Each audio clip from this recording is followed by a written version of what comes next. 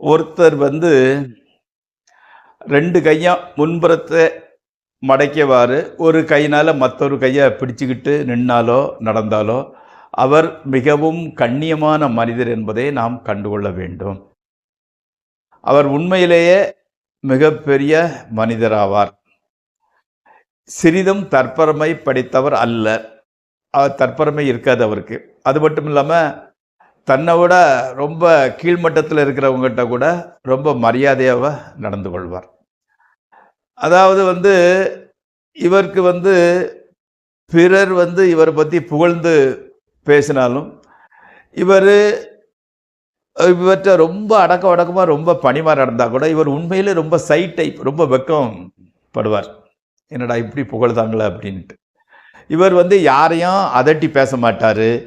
எவர் மீதும் குறைய காட்டி நீ அப்படி இப்படின்னு குறைய சொல்லி காட்ட மாட்டார்.